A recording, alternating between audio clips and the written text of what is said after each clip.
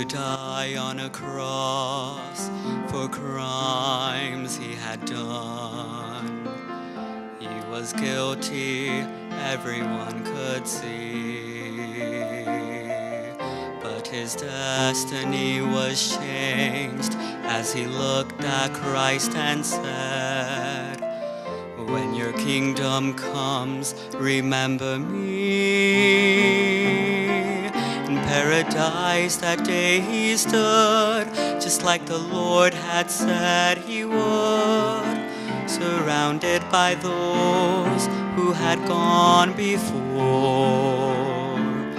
One said, friend, how did you come? What are the deeds you have done? With tears in his eyes, I can hear him reply, there are no merits to my name, no works that I can claim. He who brought me here told me to say, I have come by the way of the cross. I have come by the way of the cross. It is nothing I have done, it's the suffering of God's Son. I have come by the way of the cross.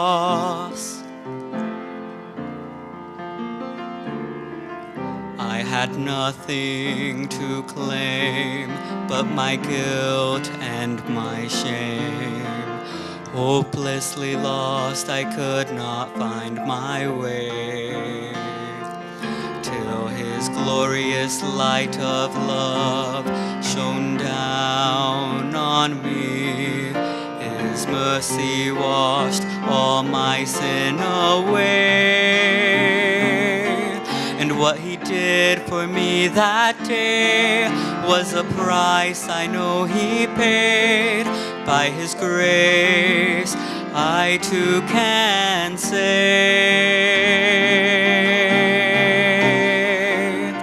I have come by the way of the cross.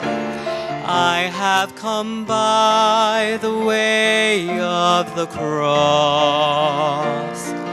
It is nothing I have done, it's the suffering of God's Son. I have come by the way. I see millions gathered round the throne from every kindred and tongue, those redeemed by the blood of the Lamb. As they cast their crowns down at his feet, this will be their story, this will be their song. We have come by the way of the cross. We have come by the way of the cross. It is nothing I have done, it's the suffering of God's Son. We have come by the way, come by the way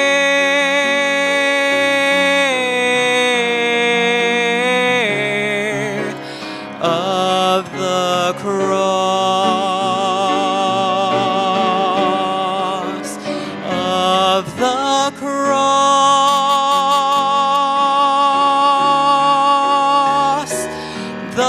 cross.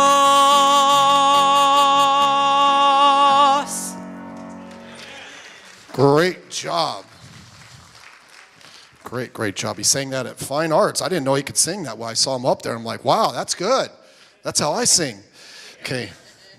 In my mind. Stay with me. All right. We've been talking about relationships, and we've been going over several points. I hope that it's helped you. I know it's helped me. My wife and I only fight like 5 times a day now, so it's been help. And, okay. At least she's quit throwing stuff at me. Like, can we say that? Wisdom in relationships. We've talked on many occasions, really, relationships should be a blessing. They really, really should. And if they're not, it's maybe we just need to learn some things that will help us in our relationships. Last week, we only looked at one point. We must understand, number 11, that sometimes we can't settle a disagreement with someone alone. And I'm not going to go back over it. There's one thing I neglected to say. At the end, I gave some points about some things we can do to help make the decisions for us. In other words, have principles in place, have different roles that people fulfill, and those make your decisions for you. Another one that I did not mention that you should consider is your schedule. You set things in your schedule, and that makes your decisions for you. Okay, if you're a new Christian and you're trying to get this thing, about being faithful to church, you just say that's in our schedule. That's a non-negotiable. And so you put some of those things in your schedules that are non-negotiables, and that's something you don't even have to think about. You just do it. Okay, this is new. Number 12. When we offend somebody, it will bring a distance that may never be restored. When you offend somebody, it will bring a distance that may never be restored. Proverbs chapter 18, verse 19 says, a brother offended is harder to be won than a strong city. You have to think that through. It's like, what strong city? In the Bible, the cities were walled. And if they were walled and they were strong enough, an army that would come against them, it could literally take years.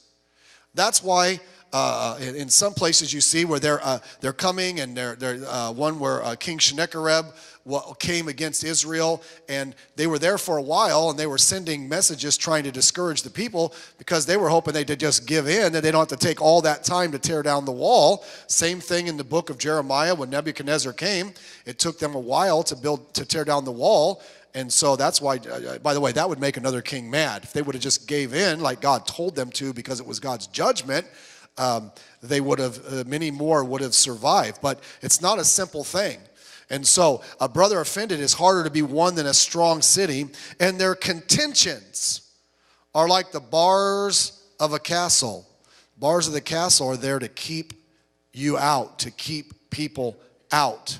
When we look at this, when we think of brothers, we think of a family and a close bond. A brother offended is harder to be won. That is not always the case, right? If you look at the Bible, there's many stories of brothers who did not get along very well.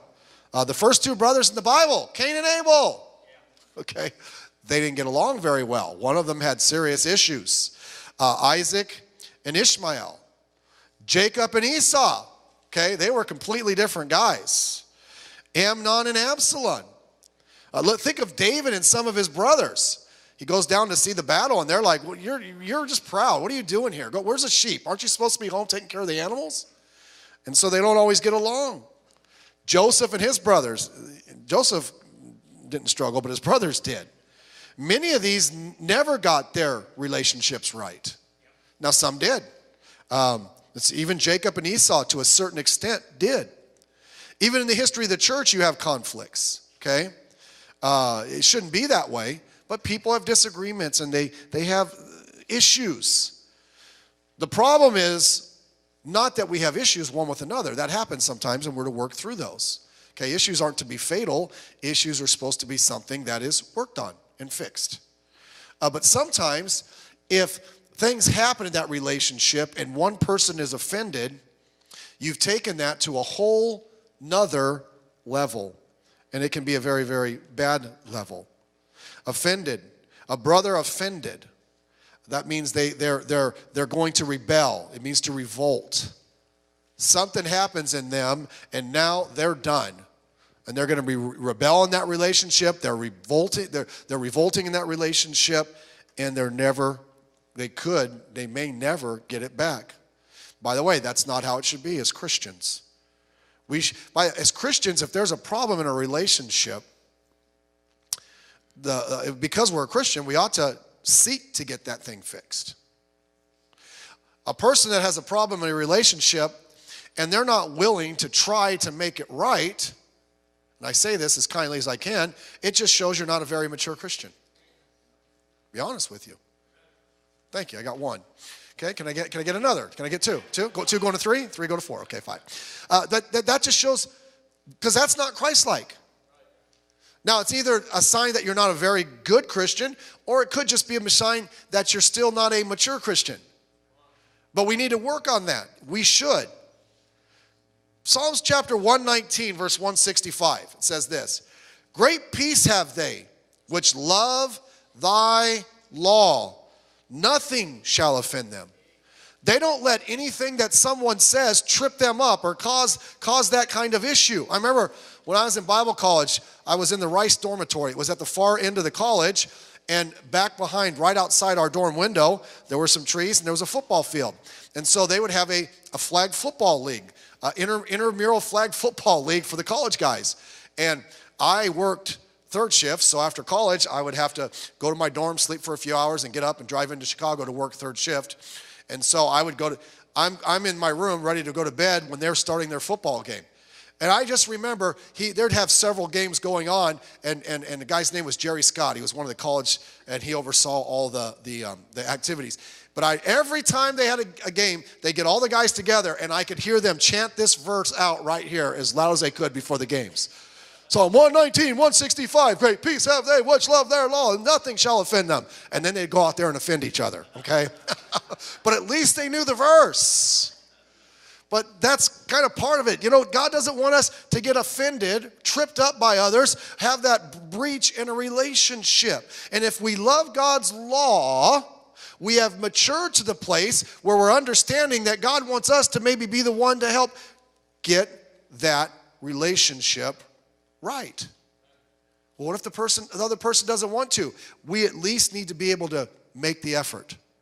We at least need to be available that if they ever do want to get it right, that we're right there and we're ready for it. Okay? That's what he is telling us. We are to be the peacemakers. Matthew chapter 5, verse 9. Blessed are the peacemakers. Do you know anybody can be a problem maker? I knew that wasn't a right word. A troublemaker. Okay? I'll just be honest with you. Growing up, particularly when I was in grade school and junior high, that was my spiritual gift. Okay? I don't know. I just kind of like to cause trouble. Just to be a source of irritation. And some people, like, my wife's like, I don't think you've grown out of that. Well, no one asked you. Just kidding. But some people, I hope they're not in the room. You ever know somebody like that? They're just really good at that. But, you know, if we're spiritual, we should move past that. We ought to try to make peace. Okay? Not like that. Real peace. It says, blessed are the peacemakers. Not only should we make ourselves unoffendable, but also be careful that we don't offend. By the way, you should make yourself unoffendable. Now, that doesn't mean you don't get irritated, amen? That doesn't mean sometimes you don't understand what's going on, or you don't necessarily, you get upset. But we shouldn't get offended. That's when you take it to that extreme. And now you don't want to have anything to do with that relationship, and you're going to push that relationship away, and that's where the issue comes from. Some people offend way, way, way too easily. By the way, do you understand people sometimes say things and it comes across the wrong way, but they don't mean it. I get irritated, but I try to give people the benefit of the doubt. They'll say things, and if I tried to take it at face value, I'm like, are you serious? But I have to realize that's not who they are. By the way, I'm sure I'll say some things sometimes I'm like, why did I say that? I said something in a message a couple weeks ago. I'm not going to tell you what it is. As soon as I said it, I'm like, that was not what I should. Anybody know what I'm talking about? I'm like, that didn't sound good. I was trying to make a point for emphasis. I'm like, I went a little too far. And I went home. I don't know, I told one of the kids or something. I said, I probably shouldn't have said that. I said, we were thinking the same thing. It's like, butt out. Butt out.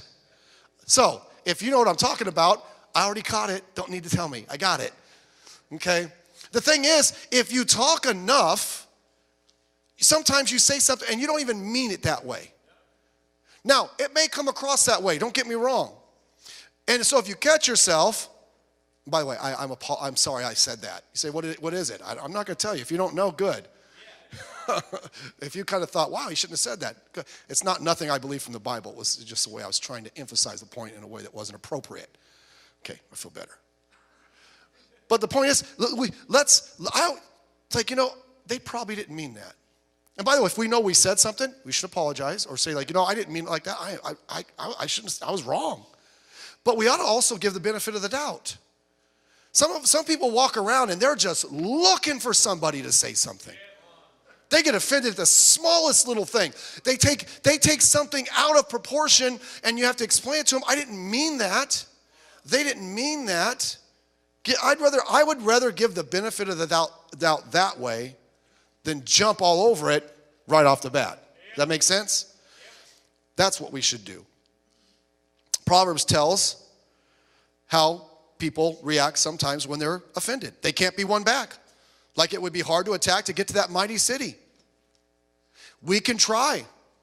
And by the way, sometimes people aren't Christians, and we may say something. It's like, we're not going to be able to smooth that over. Now, there's principles in the Bible we can work on. They're like not letting anybody through. Offended people put up walls. You talk to someone and everything's good, and all of a sudden you start talking to them, it's like, fine. Yeah. Uh-huh. It's like, okay, something's wrong. Did I do anything wrong? No. Are you sure? Positive. It's like crickets. Okay? Look, there's a wall there. Now, I know what we're saying. You say, I'm listening. I'm picking up what you're putting down, Brother Meyers. They shouldn't be like that. You're missing it. Okay, that's not what I'm saying. I'm saying we can't control them. So let's try not to offend them in the first place. Yeah. Be very, very careful. Their contentions are like the bars of a castle. Okay? They're fighting. They'll fight, but they're fighting from a position of standing back here. I'm fortified. I got the bars up, but I'm going to contend with you, but then I'm staying back here. They're not willing to let you in. So we need to be very, very careful. The reason some people are willing to fight so quickly is because they are still harboring offense that's something that happened in the past. And that's borderline bitterness. Let me say this to you. If you think, maybe that's me. Maybe I do get upset quickly. I get into conflicts quickly. Sometimes you have to look back. Maybe it's something that happened in your past. See, so often if we don't deal with things that happen in our past, we superimpose them on people in the future. In other words, somebody mistreated me.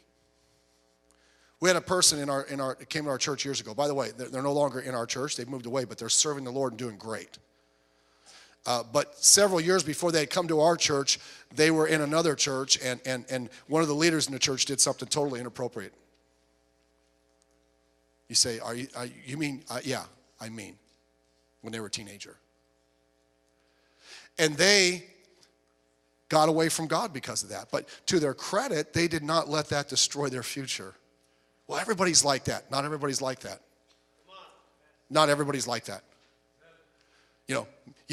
That's why I say, if you don't get a relationship right and you're the one on the offending end that doesn't want to make it right, you can become bitter, but that bitterness will spread to every relationship you have. You got to be very careful. Don't allow that to superimpose. It causes a lot of trouble. You have to be willing to clean the slate. Back to the point. What can we do to not offend people? I think this is on your notes there. First of all, know what you can say. Know what you can say to some people. Let's pick on somebody here that I know really well, that I like. I wanted to narrow it down there. Let's say Oscar. I could probably say some things to Oscar that I couldn't say to some others. If I saw Oscar and I think he was doing something that was going to be hurtful, I think I could go up to him and say, hey, you know, Oscar, you should be careful about this. Is that true? I haven't done it yet, so give me something to try that, okay? But there are some people that are maybe new in the church. I don't have the relationship that maybe I've had. I haven't known them as long as I know Oscar, but I feel like I'm the spiritual police and I'm going to get up in their face. Sometimes you have to earn that right.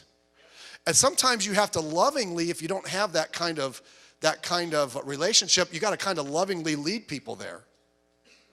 Yeah, I gave the illustration before, and I hope he doesn't mind, but he's not here. He might listen to this. When Brother Tongdi first came to our church, he was in my singles class, and he was going to Long Beach City College, and we lived over by Bellflower and Spring in those days. And so between classes, a lot of the singles did, they just come hang out at my house. They didn't ask. They just all the time were just showing up at our house. So Brother Tongdi was very new, and I didn't have as close, but he was starting to grow in his faith, and he had a girlfriend that probably was, and I'll be nice here, like a dead weight on his ankles. She was, Brother Pineda knows who I'm talking about. That's wrong, Brother Pineda. Repent of that. So, I wanted to talk to him about it, but I just felt like he couldn't deal with it at that time. So he came over to my house one time, and I'm like, by the way, they always showed up at dinner. So they came over, and he showed dinner, and I'm sitting there, I'm like, and then he said it. He goes, you know, I'm not quite sure about this girl I'm dating. What do you think? Well, he asked. And I'm like, well, now that you bring it up, and I told him what I thought, and he's like, I've been feeling that way. I'm like, what do you do? Ditch her. Okay, take her for a ride, and, you know, open the door, say, hey, can you check if I got a flat tire? Then you take off. Those are one of those things I probably shouldn't have said, right? Sorry. Know what you can say. We can't just always be getting in people's face if we've not. Now, if someone's doing something harmful to somebody, who cares if we have a relationship? You get in their face. Okay? Stay out of others' business. If it's none of your business, it's none of your business. Well, you know, I'm just going to make it my business. Okay, you're going to offend them. You're going to offend them. Next, watch how you talk to people. You don't always have to be rude. You don't always have to be mean. Sometimes we're irritated about something and we want to go up and talk to people. And we're concerned. And you start talking to them, it's not a big deal. Everything's fine. It's like they took it. Okay? Don't always assume it's not going to go well. Do you know people are human? If you come up in their face, you know what they're naturally going to do? What are they going to naturally do? Bars up. Not go to the bar. Bars up. Right? But if you go to them with a good spirit, you know what they'll do? I'll listen to what you have to say. And you know what? If you're right and I'm wrong, I'll take it. Or you make a good point, I'll take it. Okay? But we should have a good spirit. Let me give you this story. We'll move to the next point. In the early days of the church, I wounded a teenager. We were over at the building on Atlantic, and I had the teenagers. And at that time, it was early days of the church, and these kids were not church kids. Okay? They were not pagans, but they, you know, if this was a pagan, they were really close. But we're starting to reach these kids, and, you know, they were rough. We had a rough youth group. It was what it is. They just came over from camp. It was, yeah. And so sometimes you'd have to get them in line. And so I had all the teenagers downstairs. I taught them. Upstairs. We were coming downstairs to the basement where we had our service, and we were waiting for the doors to open. And there was some girls, and there was one guy there, and he did something that he said something he shouldn't have said. It wasn't horrible, but he shouldn't have said it. And you know, we were a bunch of us waiting to go in tight quarters, a bunch of teenagers, and I let him have it right there in front of everybody. And he didn't say a word. He just looked at me. And after church that day, he never came back. And he was coming to everything. And I went to talk to him. I told him, you know, I shouldn't, you know, by the way, he needed to be talked to, but not in front of everybody, okay? I just snapped at him. And so I tried to get it right with him. I'm sorry. And he's like, nothing. His mom and his other family members were coming, but he wasn't coming anymore. And I remember one Sunday, we were waiting to go into church, and his mom was outside, and a bunch of people outside, and I saw him coming. I'm like, praise God, he's back to church. Maybe we're going to get this right. He walked right past me, grabbed his mom, and put her in the car and took her home. It's like, you ain't coming to church here. Like, okay, that didn't work very well. Now, eventually, after some time, we were able to work it out, and he came back. But it was tough.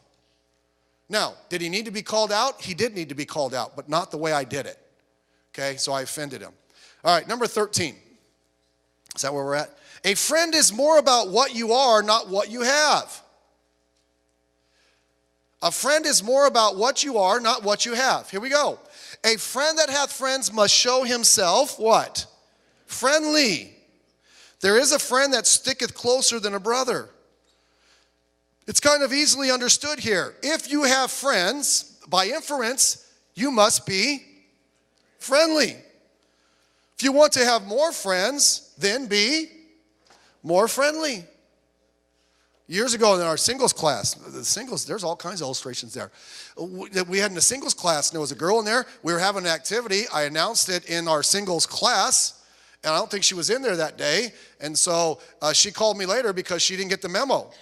And it's like, she would have. I mean, we would have contacted her. She goes, you guys didn't invite me to the singles activity. Said, I know why, because none of you like me. And I was thinking, well, you're right. Just kidding. But I'll just be honest with you.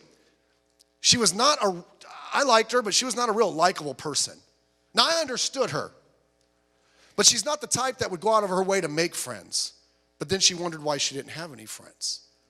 If you want to be a friend, you know what you should do? Be a friend. That's how it works. If you want to have a friend, just set out to be one. I don't prop up my family a lot, but, my wife has more friends than she could shake a stick out. She probably has too many friends. Okay, I look at her. I look at her phone. Now, she's not real good at I look at her contacts. It's like, I get a headache. She's got like over 1,000. And now some of them are in there 2 or 3 times. I need to teach her, Simple Give. I need to teach her about, someone gets a new number, they get a new contact, Tom's new number. It's like, why not just change his old number? She has a lot of friends. I'm going to tell you why. Because my wife she's friendly. If she does something, other people will pitch in and help her because she'll jump right in and be the first one to do it. And by the way, it's not just her. We have a lot of people in the church like that. Okay? You know why you have friends and it's easy for you to fellowship in our church? Because you're a friendly person. And that's the biblical principle. If you want to have friends, be friendly. That's just how it works. I don't know if this is in your notes. Many people who complain about other people being unfriendly fail to see that the fault lies with them. Okay? And so what do we need to do? We need to be friendly. God bless you. Friendships are one of the blessings that God has given us on this earth. Proverbs 17:17. A friend loveth at all times, and a brother is born for adversity. Friend loves all the times. Okay? If you're a real friend, you'll remain a friend. To have that kind of close friend when you are in serious need would be a great blessing. Don't say. Now, some people, their personality is such, they're not overly friendly. Maybe we can help them with that. They're not a bad person. Some people are just kind of private. But we can be friends. Too many friends are like Job's friends. I like what Job said, and we've all had friends like this, right? Job 16, verse 1 and 2. Then Job answered and said, I have heard many such things. Miserable comforters are you all. He's preaching right there, amen? Okay. Look, his friends were great the first week they were there. Anybody know why? They didn't say a word the first week. They just sat there in misery with him. But once they started opening his mouth, it's like, no, shut up. Go back to the first week. I shouldn't have said shut up, sorry. Refrain from speaking. But Job just kind of called it out like, hey, I lost all my children.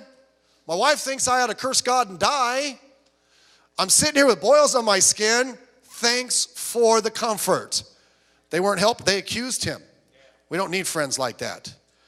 How about being a friend, and we'll finish with this. How about being a friend to those who come to our church or visitors or new converts? I want to apply this to this for about 3 or 4 minutes, and then we'll let you go. Okay? We need to be friendly every single service. A church, and our church is friendly. I'm preaching to the choir, but I'm also, if you don't mention something, it dies a natural death. Amen? Okay? Our church needs to be friendly. When people come in, that's one of the first things that they're going to notice. When I walked into Gethsemane Baptist, at that time Temple on Orange Avenue, up in Paramount at that time, and I looked like an unsaved kid, and everybody there was so friendly. Now, I noticed the guy, when he got up to preach, he turned a little red, and he said some things, okay? I had never heard that before. But you know what? That didn't bother me. You know why? They were friendly, and I appreciated that. They were very, very helpful. Now, we want to start with friendliness, but as someone comes to our church, we have the steps to growth. They need salvation and baptism. They need devotion. They need to be in a Bible class. They need membership, discipleship, giving, blah, blah, blah. You know what they need, though? As they start to grow, they need a friend. Man, I had friends when I went to church. But my friends, I could not keep hanging around. They were not good for me. I needed a whole new group of friends. Okay? And for a few months, to be honest with you, I was in that no zone. I was a dropout of high school, so I wasn't in the youth group, and I wasn't in the college and career group. I was just there. And I didn't look like a church kid. It took me a while to kind of get that act of my life together. But I didn't have a lot of friends. About 6 months in, there was some people there that did. It's funny, the older ones I connected with, and they were a big help to me. But about 6 months in, I was going to go to Bible college, and one of the other guys found out, and he was going to Bible college, and I started hanging around with him, and from there I started hanging out with, and I had a whole new group of friends. I had ditched my old friends, okay? Brought them to church, but I wasn't going to hang around with Robert anymore. No way. I wasn't going to be like that. But I needed some friends, okay? And people that come to our church, they need friends. Now, let me give you I'm going to give you 2 lists, and we're done. Follow some rules to help be a friend to those in our church. And I've mentioned these before, but I want you to get that. The 7-minute rule. What is that? There's people that study. I don't know how they study these things, but I know the truth of them. I do know the truth of them because I'll go to places and I'm like this. The 7-minute rule. People are deciding within the first 7 minutes of their arrival whether they will come back. Okay? They're deciding. By the way, if you go to a new restaurant or something, you have your eyes open right away. Like, what's going on here? Are they friendly? Is it going to be forever to get in? Is there no table? No one talks to you. It's like, okay, they don't want me here. I don't want to be here. So that means when people first come, we got to hop on them. That's why we have our parking guard right here. And he helps people come in, a friendly face, I think, is it Titus? Where's Titus? Where are you at? Not Rawl, the other Titus. You're right here, right? He has the hard job. Sometimes visitors park across the street, and he goes over there and says, hey, you can't park there. What's wrong with you? Did you see the visitor sign? Come on. No, he goes over, and I saw him nicely. Hey, we have a parking spot for you in the back. We're trying to be nice neighbors, but we have a better spot for you right back here. Is that what you say? If not, that's what you're going to say this week, okay? First 7, look, I went to a church I mentioned many times, and we didn't know anything about it. As soon as I pulled in, I saw the organization, I saw the friendliness of the people outside. I'm like, there's something different in this church. The 5-minute rule, okay? What's the 5-minute rule? Well, we know how long it lasts. Don't greet anyone you know for the first 5 minutes after a service. If someone comes up to you and says hi, say, get out of here. I can't talk to you. I'm not saying. Talk to them, but keep your eyes open for new people. Those first 5 minutes, you ought to be looking around you for someone that's new and talk to them. And I always get stopped. Okay? I need to figure out a way to do that. Maybe zip line out of here. But I always get stopped. But if I see someone new coming by and someone's talking to me, which is not a problem, I'll say, excuse me, do you mind? I want to go say hi to this person. I want to keep in mind I want to get to the new people like, thank you for being here. Because, new people do come on time for a service or a little bit early, but they do get out of here right away, right? It's like, I don't want to be tackled. So I tackle them. No, I want to talk to them. I just be friendly. And then the 10-foot rule. Greet anyone who is within 10 feet of you. Just say hi to everybody. How you doing? How you doing? How you doing? Okay, and I can give you a bunch of other rules. Know their name. By the way, don't call someone brother if you don't know who they are. Because they're like, what do you mean brother? I don't even know you. We're not even the same nationality. I'm not your brother. You don't know if they're saved. Hey, brother. It's like, I'm visiting from the Mormon temple. Okay, I'm Buddhist. All right, and then the last thing is this, the gift rule. We went over this before in church. Every week you ought to strive to do these 4 things. G-I-F-T. Ready? Greet. Now what do I mean by greet? I'm specific here. It's people you don't know. Every Sunday, you ought to make it a rule in your life that you're going to say hello and get to know somebody you don't know. Well, I don't know if they're a visitor. If you don't know them, they're a visitor to you. Okay? Go say hi to them. They're all over on Sunday. And this is particularly on Sunday morning. Introduce them to somebody else. If I meet somebody, I'm out here, and first time here, thank you for coming. If someone comes by, I'll say, hey, so-and-so, come here. I want you to meet, these are people who are new to my church. This is Jose. Jose, this is, Maria, whatever. Right? That way, now they know 2 people. Introduce them. And by the way, if you bring a visitor or you know a new person, I want to get to know them. And again, I get stopped. Bring them to me, okay? I'll give you $5. No, I won't. Follow up. So we greet everybody we don't know. We introduce them to somebody we know we just met to somebody else. F is for follow up. What does that mean? We go to their house and give them a cup? No. Your Sunday school class will do that on Tuesday. That's not what I'm talking about. If I meet Ron, if Ron's new this week, or he's new to me, and on Sunday I met him, hey, Ron, hey, man, thank you for being here. I appreciate you. Hope to see you again soon. We talked for a few minutes. The next week, if I see Ron, I'm going to go say hi to him again. I'm going to try to remember his name, all right? Hey, Ron, thank you for coming back. I appreciate you being here again. Well, obviously, we didn't scare you away, okay? Hey, do you have Simple Give? We don't do that until the 3rd time. T is thank. Now, this doesn't necessarily have to do with new people. This has to do with all of us, okay? Thank somebody for something they did. You pick up your little mijo from the nursery, and the other kid's got bite marks on them, and he has his teeth look pretty good. You know what I'm saying? Okay? Say, hey, thank you for watching my thank you for watching my son today. I hope he didn't bite somebody's ear off, Or thank you, hey, someone sings a special. Mr. Barker, David there. That was a great special. Thank you for that. Got my tea in. But thank people. There's people always doing something around here, right? I ought to do it for God. They are doing it for God. But you know what? They're doing it for God, but you've got a benefit. Say thank you. Okay? We'll let it go. Let's pray.